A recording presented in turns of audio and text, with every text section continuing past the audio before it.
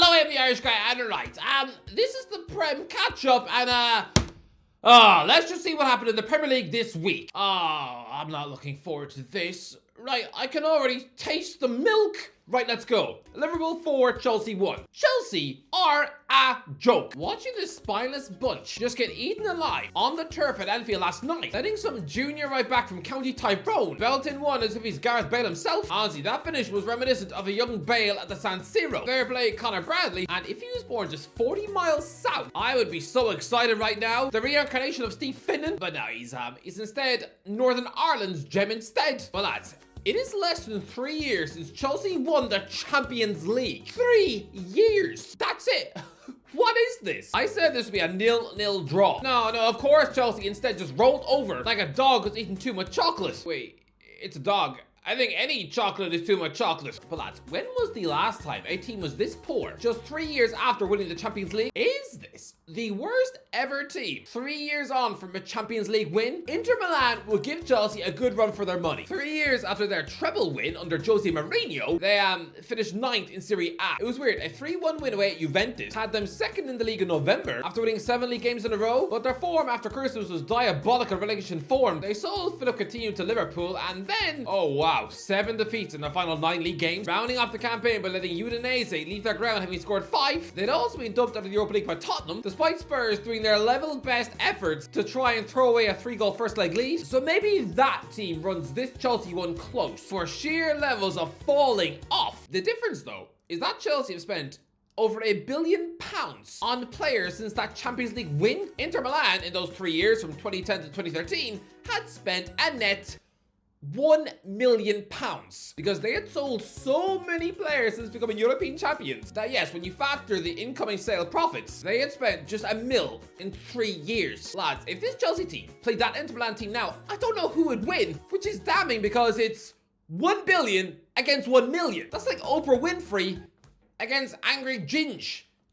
I mean, I'd imagine he's got £1 million now. So this Chelsea mess is embarrassing, right? But as for Liverpool, great win, brilliant. This was a terrific victory and your biggest winning margin over Chelsea for 31 games since you thrashed them 4-1 at Anfield in May 2012. Oh, that game was so long ago. John Joe Shelby was scoring in that match. Someone who's probably patrolling through his local Turkish village looking for the local Harry Potter. To be fair though, Chelsea were preparing for a Champions League final that month, so I don't think they really cared. They probably had the concentration levels of a bunch of hungover penguins. Just a collection of players trying not to get injured for the biggest match of their lives. I mean, come on, they had Ross Turnbull in goal. That's a bit like turning up to a wedding wearing a Borat Mankini. You don't really care anymore. I mean, really, in the second half of that match, both Raheem Sterling and Romelu Lukaku came off the bench. I don't know why, but that seems weird. But yeah, that was a virtual Chelsea B team. What's this bunch of Chelsea players' excuse? Honestly, embarrassing with a capital E. Crystal Palace 3, Sheffield United 2. Play the clip. Crystal Palace 0, Sheffield United 0. Ugly, horrible, useless match. No goals. I know there'll be no goals. I'll make a deal. For every goal scored in this game, I will mash a packet of dog food into my face. I don't even have a dog. I'm actually scared of this one. Oh! Okay. That's 1 goal down. Thank you, Ben Diaz. Another one. That's the third one. It actually smells revolting. Oh, third one. Oh, this will be a Brookie Etsy or something like that. Oh. Number four. This isn't even the last one. It's another Etsy goal. It was a 5-goal thriller, of course. 5 goals. That means 5 tins. That means 5 tins of dog food right into my face.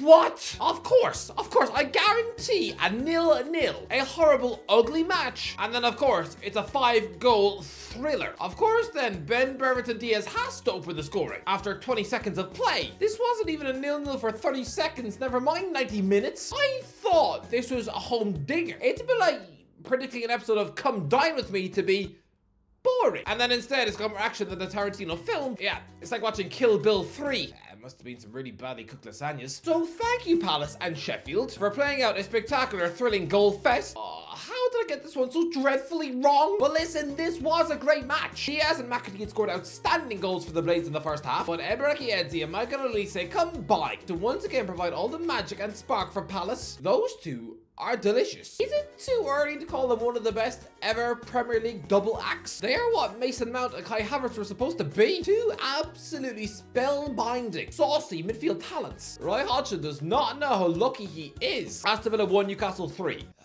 Play the clip. Aston Villa 2, Newcastle 0. I'm sorry, but if any person out there is tipping Newcastle to score and win, just completely ignoring history, then you've got the intelligence of a melted Twix. Lads, for every goal that Newcastle do score against Villa this week, I will eat a toothpaste sandwich. Oh, this is gonna be awful. Oh, look at that. No, look at it. No. Why, Fabian Schär? Why? This feels like an experiment because I don't think anyone has ever eaten a toothpaste sandwich, let alone 3, so let me know if I die. Oh,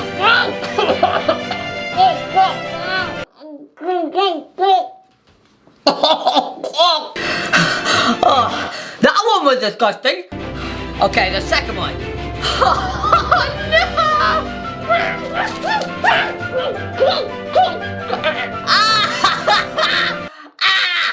My eyes are watering. Oh, fire one.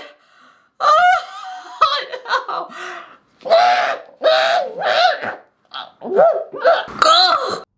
What? This is such a dreadful week for my predictions. Oh boy, is it horrible. Lads, Newcastle had not scored a Premier League goal at Villa Park since 2013. Aston Villa had not lost at home in nearly a year, while Newcastle had lost 7 of the last 8 league games. So where did this come from? This was the most amount of goals Newcastle have scored in one match at Villa Park since a 4-3 defeat here in October 1957. I'd say about 7% of the people in Villa Park on Wednesday night were alive back then, and those are the ones the paramedics should keep an eye on in the crowd. Lads, Newcastle had chances to make this 4-1. Yeah, the last time they'd scored 4 at this ground was 1948. And here was Fabian Schär, a centre-back, casually scoring 2 in 3 minutes. By the way, his second brace for the club. Put some respect on Fabian Schär's name. The modern-day Philippe Albert. To think this guy was once rotting on Steve Bruce's bench, being overlooked for Kieran Clark, some Londoner with the natural ability of a meatloaf pie. What? You're unhappy that I called him a Londoner? I mean, this is a defender who, yes, has nearly 40 Ireland caps, but he's captained England at under 18, under 19, and under 20 level. I mean, you could probably find tweets of him cheering on England at the 2010 World Cup. I mean, make no mistake about it. If he even had the ability of even a Gary Cahill, oh, he'd have played for England if he could. Honestly, listening to him speak, and he sounds like someone who probably fetches Hugh Grant his morning scones. Well, lads, this Newcastle performance was magnificent. To rock up to a fortress like Villa Park with a midfield consisting of Bruno Guimaraes surrounded by local lads, you might as well have put him in the middle of a Sam Fender gig. He probably felt so out of place. It's like putting Barack Obama into a Geordie Shore house. And lads, of these local lads in midfield, one is 17, the other is Sean Longstaff. Lads, one of them was too young to remember Newcastle getting relegated with Alan Shearer as boss. He was instead, what, still drinking his grandma's breast milk and watching Peppa Pig? Lads, I didn't realize how young Mighty was. Which is probably also the same criminal defense for creeps trying to explain to a judge why they were caught doing weird things to Hannah Montana DVDs. But lads, you know who I'm gonna pick up? Jacob Murphy, who I wish was Irish. This is a 28-year-old winger who has missed 12 weeks to injury and was just chucked straight back into the starting lineup after 0 minutes since November. And he was brilliant. Electric on that right wing, forcing an own goal. I think his time at St James's Park is absolutely special. It's a dream because by all rights, this is someone who is probably less talented than Demarai Gray. There is an alternate reality where this bloke is still playing for Norwich in the Championship and not really looking out of place. When Rafa Benitez signed it for Newcastle for £12 million in 2017, people quickly wrote him off as a big money flop. Yes, back then, that was big money for Newcastle. He was a stupid Benitez mistake. Up there with when he signed Jermaine Pennant for Liverpool. But no, Murphy is a boyhood Newcastle fan. Not from the area, no, he's from London. But that makes it even more special. The fact he's managed to survive 7 years at this club, it looked like his time was over when he was banished away on 2 consecutive loan spells to West Brom and Sheffield Wednesday. That looked like it was it for him at Newcastle. But no, he's been great since he returned. His magnificent work rate, his desire. He has played Champions League football for his boyhood club, chipping in with an assist against PSG. He played an hour at the San Siro. He was absolutely buzzing to hear the Champions League anthem. It has to be said, Murphy has clawed his Newcastle career with his fingernails. Well done, Jacob. Although, I hope his twin brother Josh isn't also a Newcastle fan, because can you imagine how jealous he'll be? It must be like Deji to his KSI. Honestly, watch your back, Jacob. Next family Christmas, I wouldn't be surprised if Josh throws a telly at your head. But yeah, as for Villa, this is where the wheels fall off.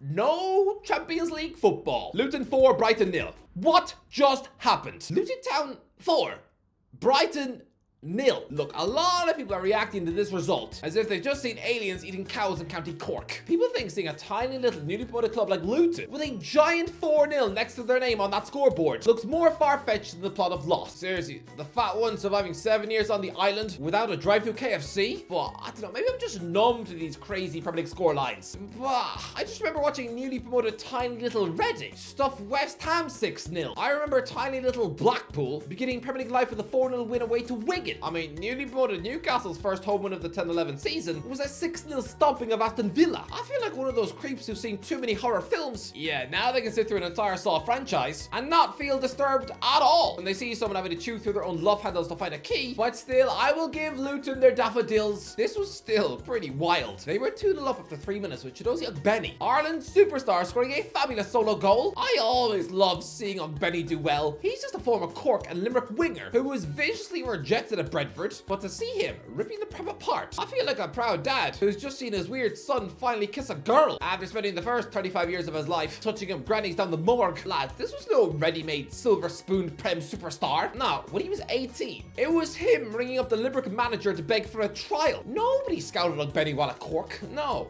Lads, while at Limerick, Ogbeni was playing in the same team as someone who I used to sit beside at school, whose brother, by the way, just signed for Fleetwood Town. Ogbeni was having to navigate his way in a new city, making small talk with a local accordion player who looks a little bit like if you shaved a Yeti. But again, I like seeing Ogbeni do well. And yeah, Elijah Adebayo was the man scoring a hat-trick of tap-ins. And you know what? Fair play. Just a couple of years ago, this guy was struggling for goals at Walsall in League 2. I mean, they have similar names, yes, but I mean, nobody was ever going to confuse him with Emmanuel Adebayor, because one is a Togolese legend who netted many Premier League hat-tricks. The other one, by comparison, looked about as talented as a stuffed pheasant. But he's now scored a Premier League hat-trick. Fair play, but again, just relax a little. I have seen plenty of average players net trebles in this league, like Luke Moore, Marcus Bent, Aruna Dindan, Leon Best, Simon Choi, Jordi Gomez, Stephen Naismith, Andre Gray. The latter is now a Jamaica international striker playing for Al Riyadh, and yet is still far less famous than his wife. Honestly, I'm half convinced the Saudi Pro League only signed Gray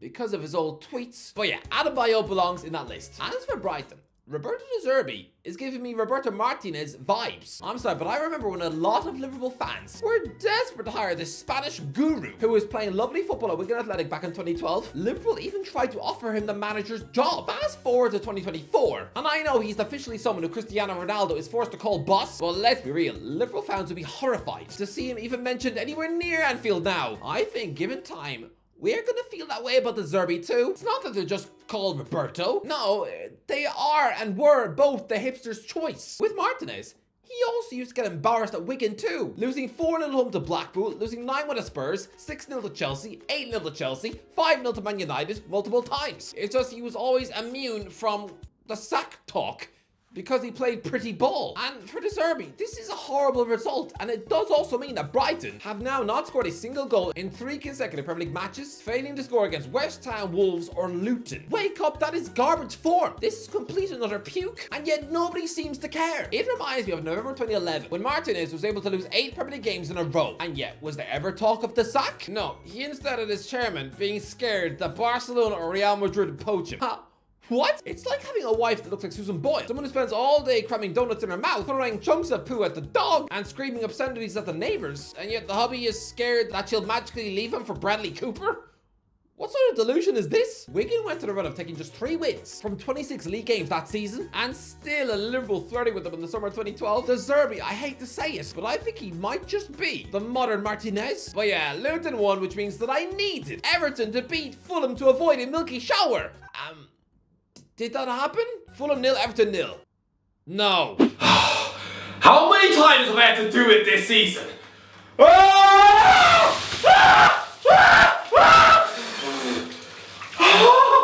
it's so milky! I said this would be 1-0 Calvert-Lewin with the winner. Now, instead, Calvert-Lewin hits the bar, and so no, it's a 0-0 draw. You know what the really annoying thing is too? This is a good result for the Toffees. Craven Cottage is not an easy ground to go to. Two Premier League clubs left here, having lost by 5 goals just before Christmas. So Sean Dyche cancelling out Marco Silva and leaving this ground with a clean sheet is a good result. This was their second 0-0 in a row against good opposition, and yet because of the nasty points deduction, this is now deemed as a bad result because it puts them in the bottom 3. The points deduction is so annoying. If that did not exist, the Toffees would be 12th in the league. 12th! But now instead it's back to smelling of cereal that's just been found rotting in a bin. I smell like I've just lived in a bowl of Frosties for a month. Tottenham 3, Brentford 2. Play the clip. Tottenham 3, Brentford 1. I'd say Ivan Toney will bag a goal for the Bees, yes. No, solid Tottenham win. Lads, if I do not get my 100% prediction correction this week, then I am going to be absolutely fuming with Spurs for letting Ivan Toney score the mother of all sloppy goals with half an hour to go. Otherwise, it would have been perfect. Richarlison had just made a 3-1 to Spurs. Am I really going to have to go up a tree and chuck a bucket of orange juice over my head? Lads, by the way, there are 2 more Premier League games to come tonight, okay? So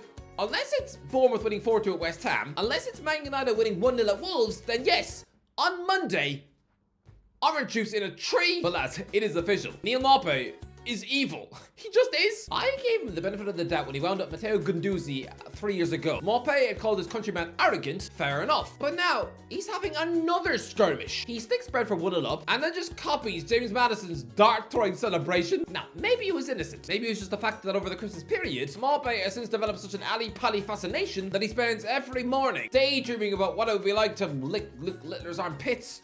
I bet it tastes like salty burgers. But I don't know, to me, this is clearly him mocking Maddison for no reason. James wasn't happy, and he told him that because he scores so few goals, that yeah, I mean, there was no point developing a celebration of his own. This winds up Maupay massively, because after the match, this is what Neil says on Instagram. Went a bit early with that one. Gotta be couldn't get the win. More goals and less relegations in my career than James Maddison. We go again Monday, Bees. Does he realize how much of an L this sounds like? What I'm seeing is, he doesn't care that Brentford have lost the game. He's just happy that he scored more goals than Maddison in his career. Yes, Maupay has scored 100 goals in his life, somehow. I mean, did he even realize that was the 100th goal of his career? 100 goals, and he chooses to instead use the moment to take the wibble out of someone else. Maddison instead of just 82 goals. Yeah, in 40 less games. Maupay is a centre-forward whose job it is to score goals. Maddison is a midfielder who has 73 career assists. Most of Maupay's goals were in the French League and the Championship. Yes, Maddison was relegated, and Maupay never was, but so? Roy Keane was relegated. Do you want to laugh at him? Paolo Di Canio was relegated. Mark Viduka was relegated. Michael Owen was relegated. The bloke with the Ballon d'Or sitting next to his toaster. Just quiet, Neil. And don't forget, Maupay had to rely on his Everton teammates to save him from relegation last season, because he sure didn't contribute to that with his one pathetic goal all season long. Maupay is mocking Leicester for going down. The Leicester team, who were managed by Dean Smith, the man who brought Maupay to Brentford and who tried to sign him for Aston Villa. The man who you owe most of your career to. That relegation seems to have screwed up Smith's reputation, as he's now in America working for Charlotte FC, where his star players are Ashley Westwood and Scott Arfield. So Maupay, you laughing at Leicester going down is a bit like turning up to your granddad's funeral and doing armpit noises beside the coffin. Just simmer down. Nottingham Forest 1, Arsenal 2. Play the clip. Nottingham Forest 2, Arsenal 0. And I know, I can already hear the Arsenal meltdown after the match. Honestly, I'm so sure of this, that if AFTV don't release a video after the game with Lee Gunner rant in the title, then I will sneak myself onto AFTV next season wearing a weird disguise. Just you watch, Arsenal are losing this one. Alright, next season, AFTV in the skies. But lads, okay, this was a good result for Arsenal, but a squeaky win. Great solo goal from Gabriel Jesus and a proper finish from Bukayo Saka, who looks like he's inching himself back on form, which is important. This was a huge win. Although a very scary last 5 minutes when Taiwo Awoniyi pounces to pull one back, and then there was a penalty check. I'm not really sure what for, but it didn't count and Arsenal held on to win, forcing Ben White and Alexander Zinchenko to have a nasty, fiery argument on the pitch. Zinchenko, I can understand. He is a fiery character. But White? Nice little Ben White? Someone who looks like he belongs in an episode of Made in Chelsea? I can't imagine him ever raising his voice, so I'd imagine if those two fought, it would be very one-sided. It would be like putting a UFC monster like Khamzat Chimaev into an octagon with the bloke who plays Mrs. Brown Boys. Very unfair. Well, yeah, listen, good Arsenal win. And Mikel Arteta this week was weirdly forced to shut down rumors that he was going to quit them for Barcelona. As if he would. I'm sorry, he has just seen a title rival in Jurgen Klopp walk away. What? He's not gonna leave now for a crazy Barcelona where the fans burnt out a club legend like Xavi? I mean, that man has won, what, 4 Champions Leagues? He has got a lot of credit in the bank with the fans. Arteta, by comparison, played a few games for Barcelona B. That's literally it. Walking away now, when Klopp is leaving, it would be like back in 2013 if Arsene Wenger then chosen to quit Arsenal. No, lunacy. So yeah, that was a really weird link. Man City 3, Burnley 1. Play the clip. Man City 5, Burnley 0. I know I'm getting my one correct prediction right this week. Let's make a deal. If Burnley do score at the Etihad, I will get a stranger to chuck 10 water balloons at my head.